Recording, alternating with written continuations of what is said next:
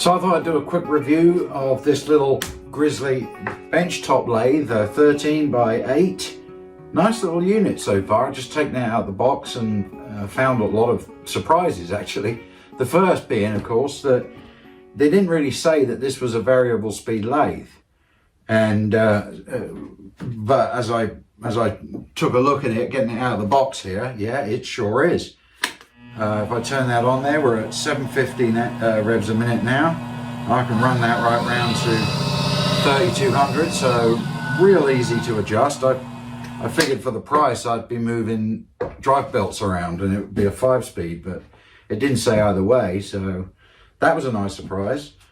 Seems to be nicely made. Weight's about 25-30 pound, not bad. So it's pretty portable. I can lug it around because I haven't got much room in this shop, so I can lug it around as needed and put it away when I don't need it. So got a couple of other things that I wasn't really expecting because they didn't show this on any of the stuff. I bought this on Amazon. We've got a faceplate that fits onto this screw, so if you are into doing like bowls and stuff like that, then you've got that flexibility there. Of course, there's also this tool here with a Morse taper thread on that drops into the headstock.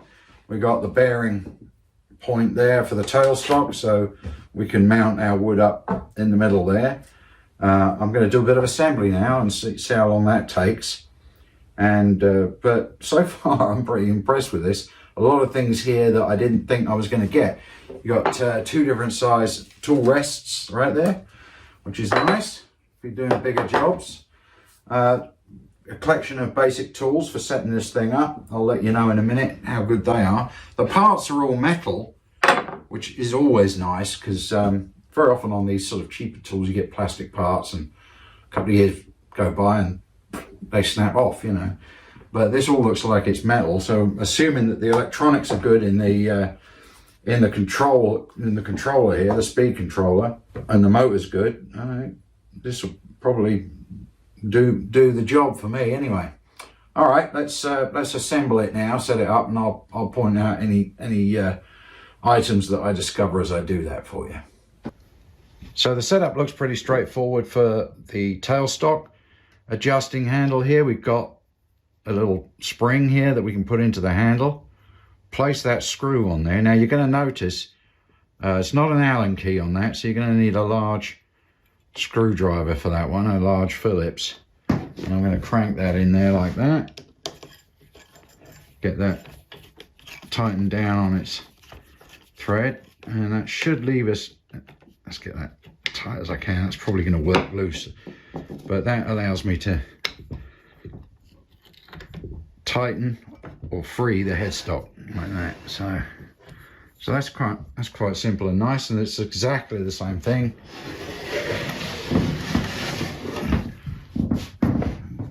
for the tool rest portion. So let's do that as well. Let's drop my spring in there, widest part to the bottom, pop that in there like that, and so let's tighten that down. Now I've got it on there, and get the screwdriver in there as well. And if I can pick up on the thread hole, there we go. Felt that click in there. So that's pretty straightforward so far. Good tighten. Ooh. All right. So now I can get that wherever I need it on the tool there. Now let's talk about the tailstock. It's got an adjustable distance there, so you can tighten that down on the job once you've got it up on the between centers there. There's 2 handles here. You want the one with the short thread to go in the tailstock, and the longer thread one is for the tool post. So let's put that like that, and then if we come over to here, we've got an option to wind that in. You can see that's a greater distance, so let's get that started on the thread. There we go. and wind that in, and that will allow us to lock down our tool post so the thing's not spinning around when we're trying to work on the material. All right, so let's give that a crank. Actually, let's pull this out so I can swing it like that. There we go, that's quicker, isn't it? All right, and let's drop a tool rest in there. Let's see if I'm getting up on, yeah, went in too far. There we go. Beautiful. All right, so we had to position and center that nicely. That's pretty straightforward. That's more or less all the basic assembly we need to do for this thing. Okay, a couple of other things that came with the tool. We've got a wrench here which fits onto the faceplate, so if we need to screw that on and tighten it, we can do so. We've got a knockout tool here, which actually this is dual function. You can use that to grab that while you're tightening the faceplate on, or you can pop it up inside and use that to pop your Morse tapers if you need to. So you can tap those out if you're changing out your headstock tool there. And they've provided a couple of Allen wrenches also, which fit the various grub screws if you need to disassemble any of these parts on the head or tail stock. But really, that's it. I mean, this is ready to go. We can turn something on this already. Right, now for those of you who haven't done much turning or any turning, and it's been a few years since I've done any of this, but just an old turner's trick is to find the middle of this piece of wood by marking the corners, corner to corner, with any kind of straight edge. So let's put that there.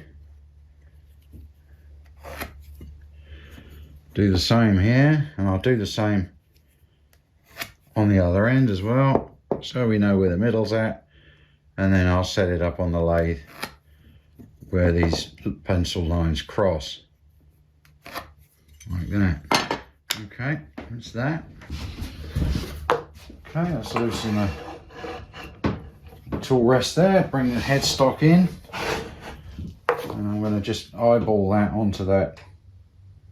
This is just a piece of soft bass, good thing to practice on.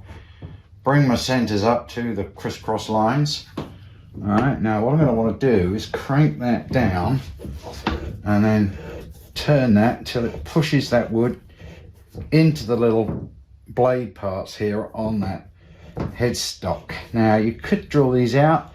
I'm just using brute force to push that on there. That's not quite there yet. Give it another turn. Oh, that's got it now.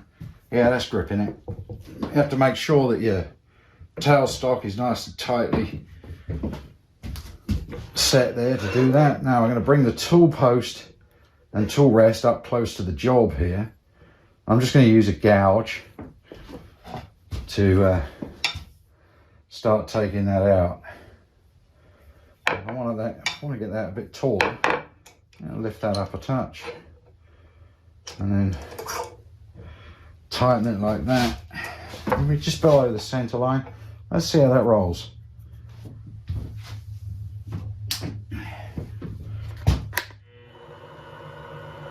And start off nice and slow. I'm going to bring that in closer.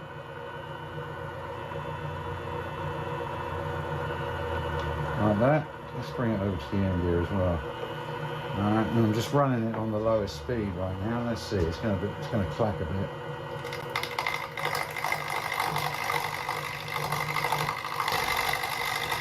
Just getting it. Speed that up a bit. There we go. That's better. Oh yeah, nice.